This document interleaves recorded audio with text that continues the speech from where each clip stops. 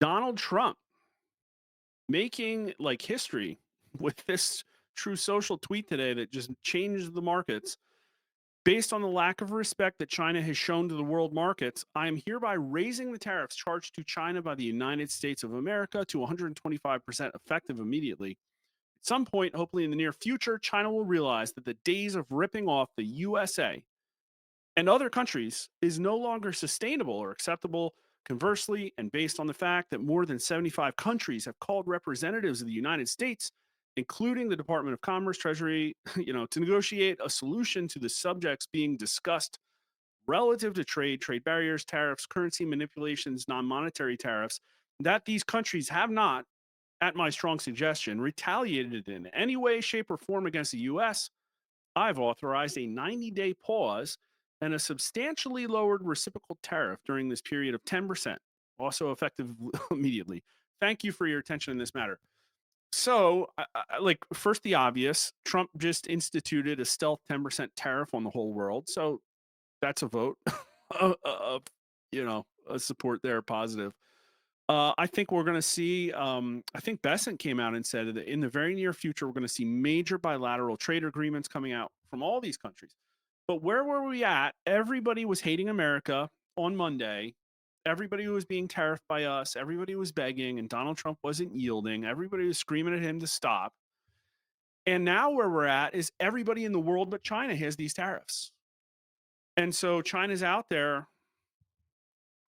digging in, not playing ball, and Donald Trump's not having it. It's always been about China, but now he has singled them out in a very uncomfortable way. And it all comes down to like an economic war of attrition. China has all its best minds trying to figure out all the ways that they can attack us. Conversely, you have people like calling for massive increase. This is incredible. This is Mr. Wonderful. I'm advocating 400%. I do business in China. They don't play by the rules. They've been in the WTO for decades. They have never abided by any of the rules they agreed to when they came in for decades. They cheat, they steal IP. I can't litigate in their courts. They take product, technology, they steal it, they manufacture it, sell it back here. Never has an administration. 400% tariffs? What would that I look want like? Xi on an airplane to Washington to level the playing field. It's just not about tariffs anymore. Nobody has taken on China yet, not the Europeans, no administration for decades.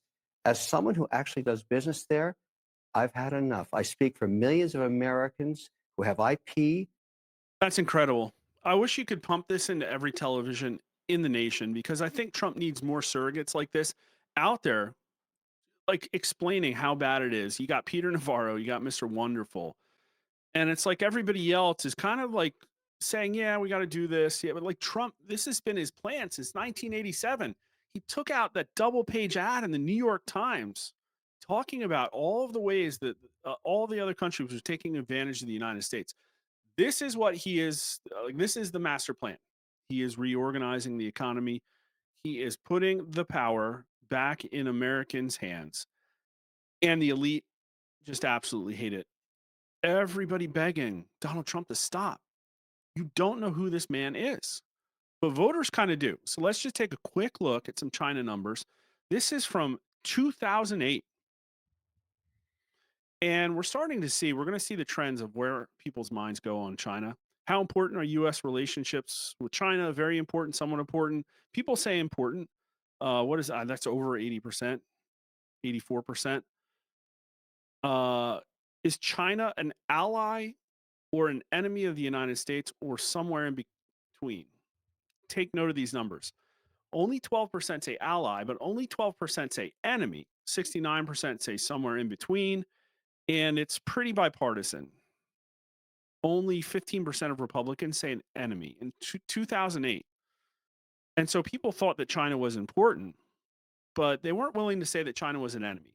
And do you agree or disagree with this statement? What is good for the Chinese economy is good for the American economy. Here it is in 2008, you know, almost a decade before Donald Trump.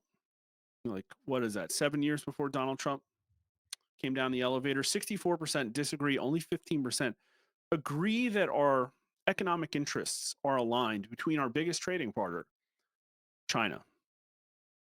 And jumping forward to 2010, is China an ally or an enemy of the United States? So this is 2 years into the Obama administration. It's higher. 19% say enemy, but I mean that's still less than 1 in 5 Americans. 10% still say ally, and the party signals are 26% of Republicans now. That's interesting. So the Republican feeling, the increase in this feeling that China is an enemy of the US actually preceded Donald Trump and his political reveal. And people still say, I mean, same number here, 83% say relationships with China are very important. And this number is kind of about the same. 13% agree that our interests are aligned, but 61% say that we're at odds. 86% concerned about the level of US debt now owned by China, 62% very concerned. This one's been on the radar screen. 79% of Republicans very concerned. This was the topic of conversation back then. Likelihood China will use debt against the US in some fashion in the next 5 years. And even though only 19% say that China is an ally, what is this? 73% say that it's at least somewhat likely that our debt will be used against us. And 50% say China is a long term threat to the United States. Now let's get up to 2012. Now China as an enemy up to 25%. Again, no Trump. Trump's nowhere to be found. 9% say ally. And again, is it the Republicans leading the charge here? 40%. 40% of Republicans.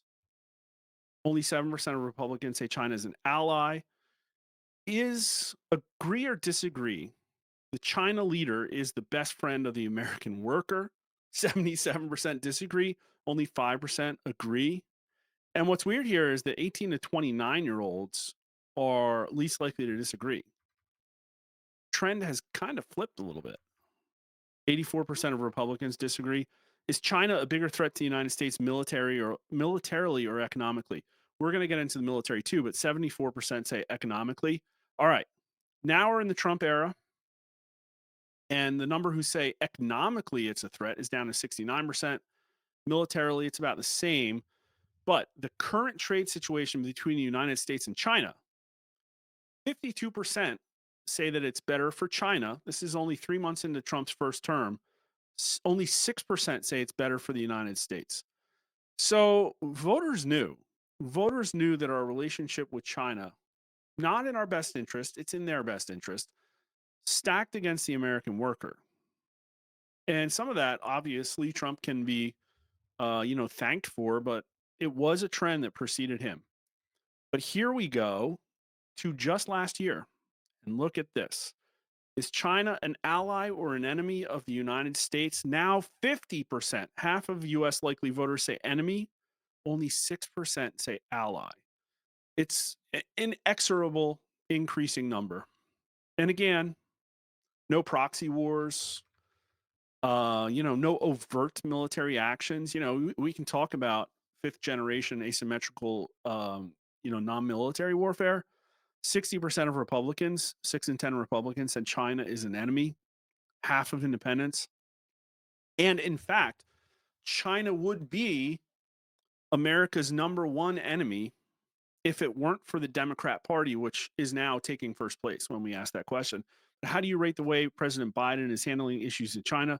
Really horribly. 12% say excellent, 23% say excellent or good. So China has been like this sword of Damocles hanging over American voters. It got so bad that just 2 years ago, 70% think that an invasion of Taiwan is likely. And the voters usually know. They can usually predict things like this. How likely is it that China will invade Taiwan in the next few years? 38% very likely, 32% somewhat likely. So that's 70%. Big number. Is there a party signal? Let's find out. No, not really. 66%, 2/3 of Democrats. But look at Republicans. 52% very likely. Republicans are very wary about China. And Democrats, I wouldn't say they have a soft spot, but Biden was taking money from China, according to over 60% of US likely voters. So there is that. And even I think 30 or 40% of Democrats say it's likely that he did profit from companies in China because of Hunter Biden. But 80% of Republicans think that Taiwan's going to be invaded in the next few years. That puts it basically in the sweet spot in the window right now. And what are the implications of that? Have people learned from Ukraine? I don't know. If China were to invade Taiwan, would you support or oppose the United States imposing economic sanctions? Very popular, 79%. What about supporting our Navy defending Taiwan? It's down to 64%, but 34% strongly support. And I think you're going to be a little bit surprised about who supports it here. More Republicans than Democrats. 37% of Republicans strongly support. Those neoconservative roots go deep, guys. If China were to invade Taiwan, would you support or oppose the U.S. sending its Air Force? Another, what is that, 73%?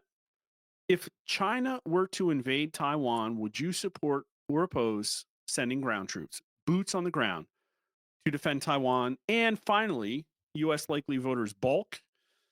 What is that? 43% support it.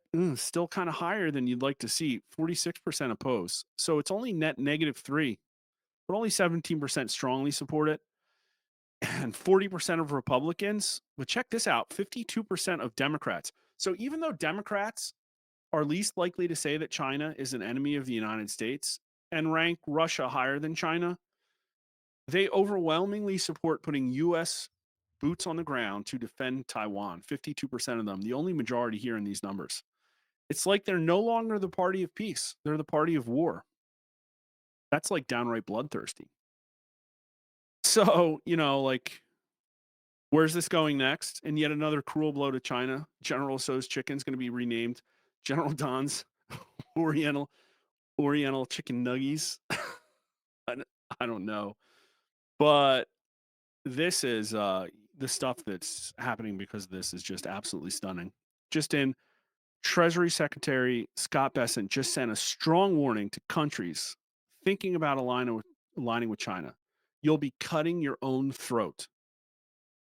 Keep that in mind, Europe. So, wow. The Trump administration's really trying to keep everybody playing by the rules here. He wants them lined up, making these deals. Doesn't want anybody going behind our backs, making deals with China. It's like basically he's isolating China economically, is what it feels like. And will it last? I don't know.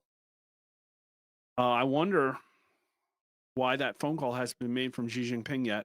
Maybe the political situation over there doesn't warrant it. Maybe he's concerned about the future. I really don't know. But that's China. If you've learned something, please follow us at rasmussenreports.com, Rasmussen_poll at Twitter. Follow us on YouTube. Please like and subscribe if you haven't already. Mark_R_Mitchell at Twitter. And thanks for watching.